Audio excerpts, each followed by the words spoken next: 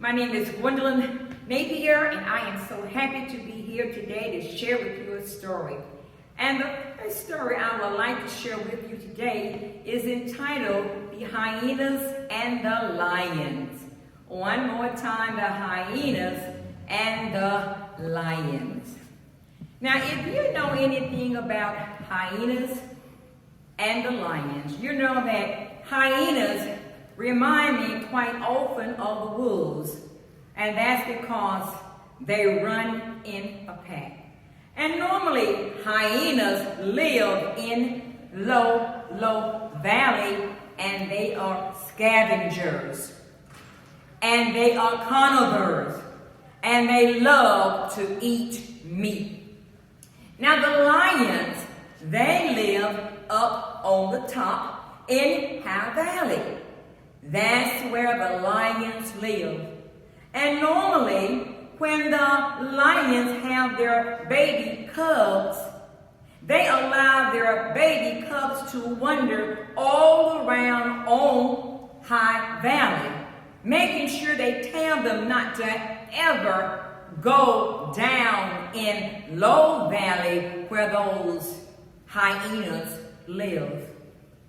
Well, this baby cub who was up there on high mountain with his mother and his father, as he was wandering around trying to find his way, he wandered down below in low valley, and he lost his way. When he wandered down there in low valley, he ran into a vicious male hyena. Now, that vicious male hyena was about to really kill him and eat him until he started thinking, if I eat this cub, I can only eat for 2 days.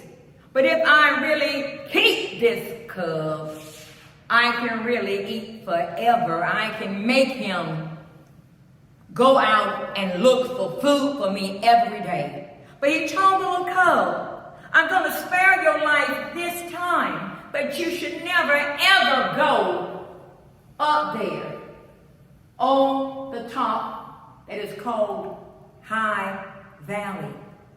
The little cub followed the hyena's instructions, and every day that he got up, he went walking and looking and walking and looking and walking and looking, trying to find food for that vicious male hyena. But as he walked every day looking for food, he kept looking up there on the hill in High Valley, wondering what was up there on top of High Valley. But he remembered what the hyena told him. If you ever go up there on High Valley, then I will find you and I will kill you, and there's danger up there on High Valley.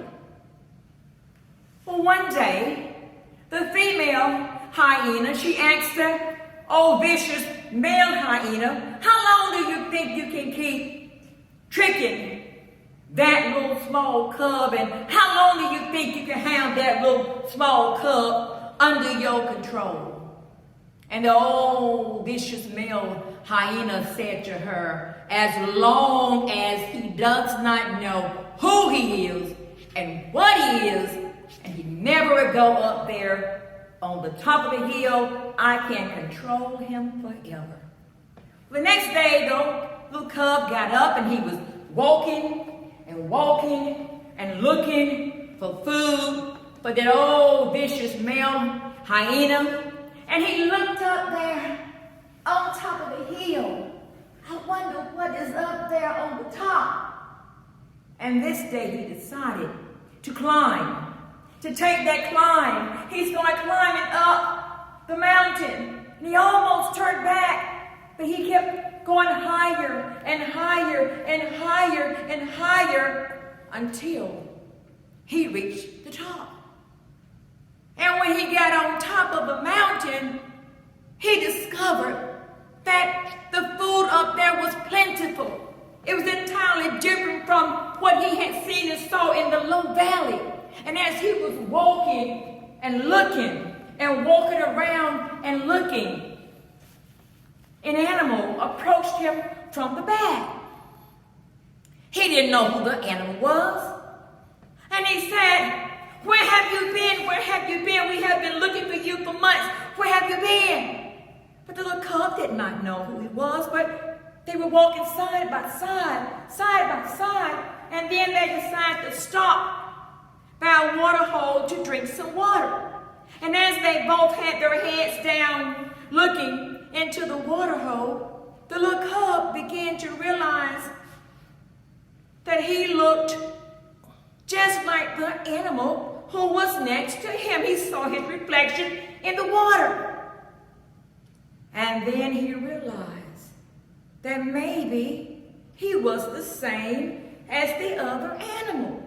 Well, the male lion began to talk to the cub to say, "I've been looking for you. Where have you been?" And the cub said, "I've been down below in Low Valley with the hyenas, going out every day looking for food." And he told me if I ever approached High Valley that he would kill me. "Kill you?" "Yes," the cub said. The lion stood up nice and tall and said, "Let me tell you who you are. You are a lion, and you are one of the king of the beasts. That's who you are." And he took the little cub back as they walked back into the lion den where the other lions were. And the little cub was so angry that he had been working down below, trying to find food for those hyenas, and he was so angry. And he was on his way back down the hill until he was stopped by one of the elder lions who told him, "Stop! Where are you going? There is no need for you to ever go back down that hill, because now you know who you are, and now you know what you are. And there is no need for you to really try to control or convince anybody else, because once you know who you are, no one else can ever change you." Oh, the little cub began to really grow up, and he became a male lion. And he began to understand that he was a lion and that he was one of the king of the beasts. So the question I often ask others, do you know who you are and what you are in times like these? God loves you. That's who you are, a child of the King. And don't ever forget who you are and what you are, because God loves you and God loves me too.